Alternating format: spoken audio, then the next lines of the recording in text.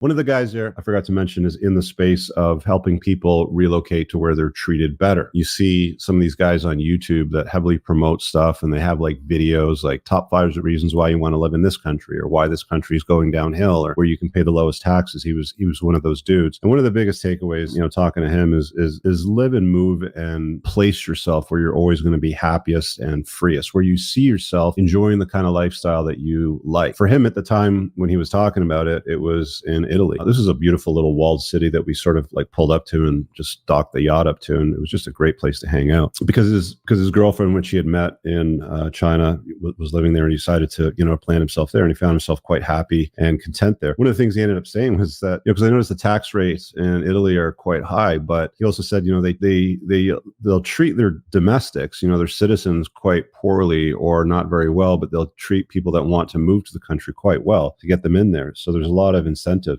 And it got me thinking about certain other areas that are also very nice. Like Croatia is very nice. It's got a great seaside. The only real downside to it is quite rocky. There's not a lot of sandy beaches, but it's beautiful, beautiful weather. I saw, this is one of the mastermind sessions where we all kind of got on the top deck of the boat, got in a huge circle, and just sort of chopped it up. And, we did that several times actually.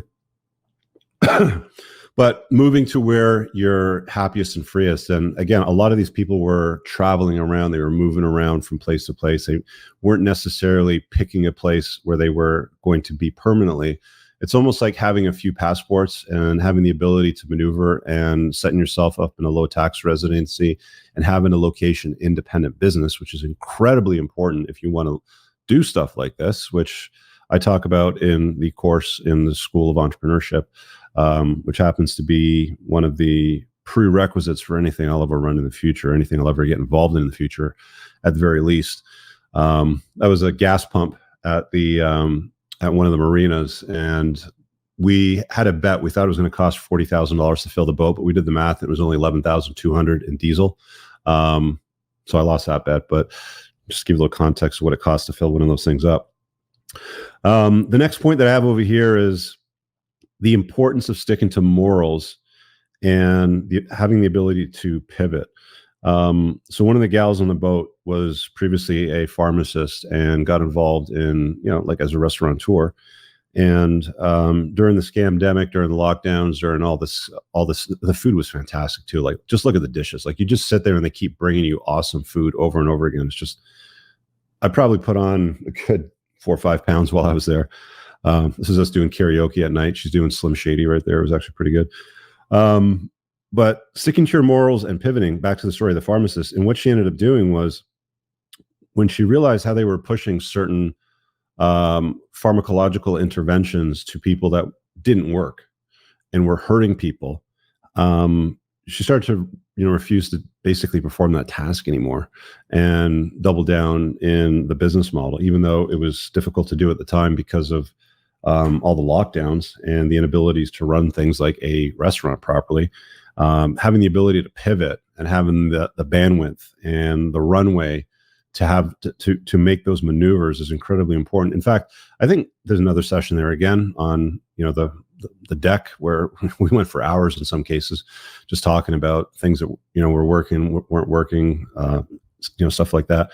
But having the ability to pivot in business is incredibly important, because if you don't pivot, you'll be out of business. YouTube started out as a dating app, so some of the StreamYard goes to YouTube as an example. Started out as a dating app, and they ended up pivoting and they turned it into something else around broadcasting yourself. You'll see that story with every success story in just about any business that has shown up there. Instagram's another good example. Instagram, you can go look this up, but they basically put Kodak out of business. Some of you will recognize the name Kodak. Some of you younger spuds out there won't. But having the ability to pivot is incredibly important, and pivoting at the right time. So that was another big takeaway. And again, it's something else that I've talked about in my School of Entrepreneurship. There's an entire lesson in there. It's about a 45-minute talk where I go down a rabbit hole and I explain the necessity of being able to pivot, why you pivot, how to pivot, times that I've pivoted in my business, and being able to sort of rebuild and rebrand yourself.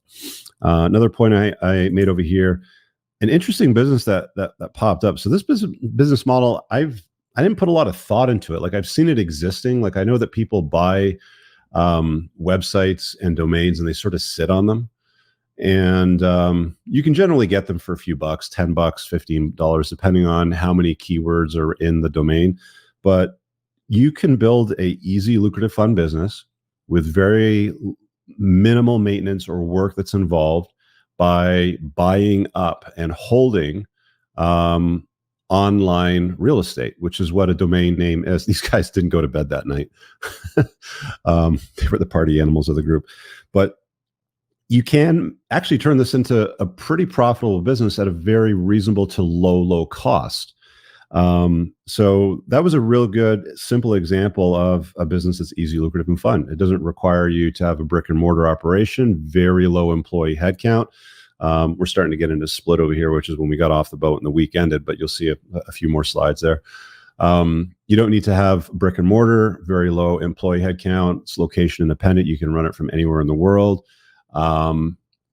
Really simple, easy, clean kind of business, because all you do is you buy and you hold.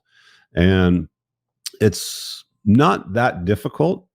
I mean, it's going to take some time, and you're going to have to target the right space. This guy in particular was deep in the cannabis space before and targeted the cannabis domain URLs more specifically.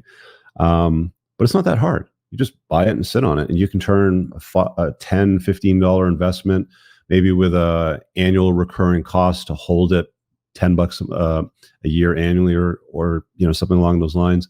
Costs can come down depending on how much longer you want to set the holding period for, and turn 10, 15, $20 into $1,000 or $10,000. I think he said one of the biggest pivots or biggest buy sells that he had was $10, $15 purchase, which sold for $80,000 or $90,000. So there's a little something for you, right? Another note that I made was be so good that they hire you internally. So there was a gal there that was big on LinkedIn and made some really good connections, did a lot of strong networking, and ended up getting hired by a company that she was working with, paid very well and given lots of freedom and latitude to basically do their influencer marketing programs. And again, she wasn't an entrepreneur as she was on a boat, but previously was, and managed to, take time off from the business, do what she needed to do, working as a contractor for a large organization while on a nice yacht trip, hanging out with other business owners.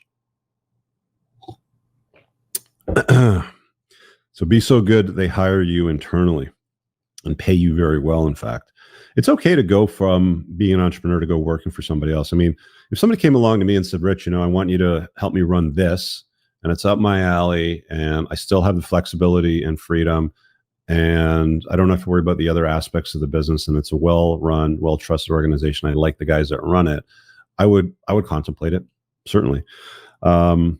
Next point I have here is diversifying business and cash holdings. So one thing that became evident while I was on this boat chopping it up with these guys is some of them were in their 20s, some of them were in their late 50s, maybe 60 or so. And all of them, especially the older ones that had put some years behind them into the business.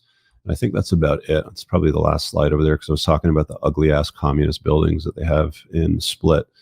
They don't have the most beautiful architecture when you get out of the old towns, but I'll pull that out because that is the last slide. But they all had their savings and their money well diversified. There were guys that were strong in precious metals, gold, silver, stuff like that. Had 50% of their cash net worth holdings in precious metals. Some in vaults, some buried in hidden places. The guy was telling me about all these different strategies about how you can buy precious metals and store and hide them in case you need them if the shit hits the fan. At the end of the day, if you're buying and holding gold, for example, it pretty much always goes up. I bought some gold 2014 around $1,500 an ounce, and I don't know what it is today. It's around $2,300 an ounce. You guys can tell me in the live chat, those that are the gold bugs, but you can buy a bunch of this shit, stack it, store it, and put it in a vault, bury it underground, store it somewhere where you know that you can get it, and pretty much trust very convincingly that you're never really going to lose money on it. It's always going to kind of go up. Does this over time, but it's generally always going up. Real estate was another big holding. Like, real estate just makes sense in the US. Buying and holding income properties in the US just makes sense from every perspective possible, from tax write-offs to inflationary perspectives to interest rates, people paying for everything for you. There's some downsides to it, obviously, dealing with tenants. But the US market's by far the best market in North America, as far as I can tell. I mean, I got rid of my real estate holdings during the scamdemic when there was a good opportunity to exit, because I didn't really want to deal with the nightmare and the hassle of holding it and dealing with tenant issues and stuff like that. But it's a slightly different market in the US, and the ratio of income that you generate versus the value of the property is far, far better. So that was another one that came up quite a bit. And of course, cryptocurrency and the stock market, Bitcoin. There were guys there that were just like, Bitcoin sucks, you're an idiot if you hold this, it's not worth anything. Stock market. And I got some pretty good stock picks and recommendations from him, and what he does with his funds and stuff like that. He was a fund manager. And then there was also guys that were talking a lot about cryptocurrency, and the strengths and the opportunities that lie in there. So sort of finding what you like and diversifying into it, so you're not sitting on cash holdings or you're all in one area, is just something that just seems to come up over and over again. It's not just me that thinks that way. It seems to be like everybody that I come across as I do these things in the events always seems to have the same opinion of, well, diversifying. And even the guys that are like the gold bugs, like the precious metal bugs, they still don't go all in. I think the max somebody said they were in was like 50% of their cash holdings. So even that's not all of it. It's strongly weighted, but it's still not all of it. Next note and point that I made here is hiring a mentor or coach. There's a whole you don't know what you don't know sort of thing, and you'll know once you know. Does that make sense? Every single person that I've met that's done anything significant with their business, their life, anything that they're building, will lean on the experience of others, if I can put it that way. I think Eleanor Roosevelt said it best, and I quote it in my book, and I quote it in my School of Entrepreneurship course, is it's always far better to learn from the mistakes of others and go and make them yourselves. It's faster and cheaper. I really hope you guys enjoyed that clip. If you want to watch the full-length podcast, you can find that over here, that clip's from. If you're newer to the channel, make sure you hit subscribe over here, and pin down below in the top comment, you'll find a bunch of useful links to my website, my supplement line, books, and a bunch of other stuff. Have an amazing day. Peace out.